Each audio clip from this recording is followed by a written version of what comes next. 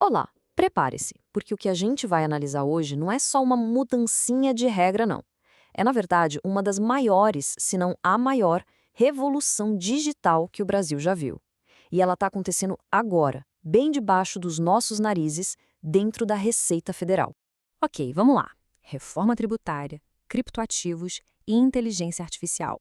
À primeira vista, parece que não tem nada a ver uma coisa com a outra, né? De um lado, aquela reforma de impostos super complexa, do outro, o mundo maluco e volátil das moedas digitais. E no meio disso tudo, a tecnologia que, bom, está mudando o mundo. Mas e se eu disser que eles não são assuntos separados? Pois é, eles são, na verdade, as peças de um quebra-cabeça gigante, partes de uma única e imensa transformação. Uma arquitetura fiscal totalmente nova que está sendo erguida e que vai virar de cabeça para baixo a forma como os impostos são cobrados e fiscalizados no país. E o clímax disso tudo está marcado para 2026. Para a gente entender essa revolução, a gente tem que começar pela base, pelo alicerce. E a base de tudo isso é a reforma tributária. Ela não é só sobre mudar imposto. Não, ela está criando a estrutura, o palco, para tudo o que vem depois. A principal mudança aqui é a simplificação. É quase um detox fiscal. A gente está saindo daquele emaranhado de 5 tributos diferentes, PIS, COFINS, IPI, ICMS e ISS, cada um com uma regra, cada um com uma exceção, para um sistema de imposto sobre valor agregado, o famoso IVA. Ele vai ser dividido em dois, a CBS, que é federal, e o IBS, que é dividido entre estados e municípios. A ideia é finalmente trazer um pouco de clareza e eficiência para essa bagunça. E essa imagem mostra bem o objetivo. O Brasil tem uma das cargas sobre consumo mais altas e, sem dúvida, mais confusas do mundo. A reforma quer nos colocar no mesmo patamar das melhores práticas internacionais. Não é só para simplificar, é para tornar um ambiente de negócios mais competitivo. Certo. Com a nova arquitetura no lugar, vamos dar uma olhada no motor que vai fazer tudo isso funcionar. E esse motor, meu amigo, é feito de duas coisas: dados e inteligência artificial. É o que a Receita está chamando de fisco digital. O coração desse motor tem nome: Split Payment, ou pagamento dividido. E olha, essa é talvez a mudança mais radical de todas. É o fim daquele modelo que a gente conhece, onde a empresa recebe o dinheiro todo e só depois repassa o imposto para o governo. Olha só como vai funcionar na prática. Na hora que alguém passa o cartão ou faz um Pix, a mágica acontece. A tecnologia calcula o imposto na hora, separa essa fatia e manda direto para os cofres públicos. O vendedor já recebe o valor líquido, sem o imposto. Sabe o que isso significa? A arrecadação em tempo real e, claro, um golpe duríssimo na sonegação.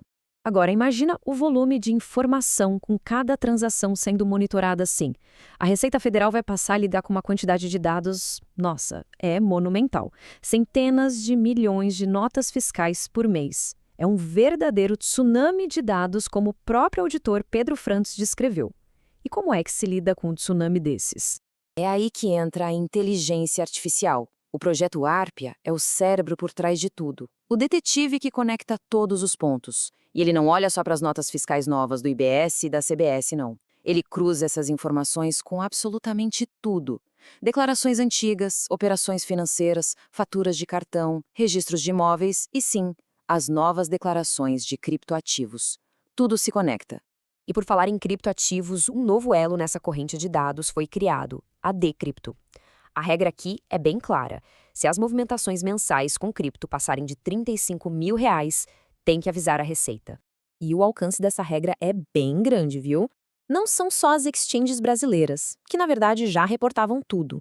A grande novidade é que agora as exchanges estrangeiras que têm clientes aqui no Brasil também entram na dança. Isso fecha uma brecha enorme e coloca o Brasil na mesma página dos padrões internacionais de transparência da OCDE. Bom, com um sistema tão poderoso, tão integrado, é óbvio que a relação entre o governo e o contribuinte vai mudar. A gente entra agora num terreno novo, onde a discussão sobre confiança e privacidade vai ficar bem mais quente. A Receita Federal parece estar mudando o tom. Em vez de focar só na fiscalização para punir, estão surgindo programas como o Confia. A ideia é criar um ambiente de parceria com as grandes empresas, sabe? Onde a transparência e a prevenção de erros são a regra do jogo para tentar evitar aquelas brigas judiciais que se arrastam por anos. Mas é claro, a pergunta de US$ 1 milhão é: com a Receita Federal tendo acesso a um volume de dados nunca antes visto, cruzando informações financeiras, de consumo, de investimento, Como fica a nossa privacidade no meio de tudo isso? É muito importante lembrar que o fisco não tem carta branca. A nossa Lei Geral de Proteção de Dados, a LGPD, vale para o setor público também.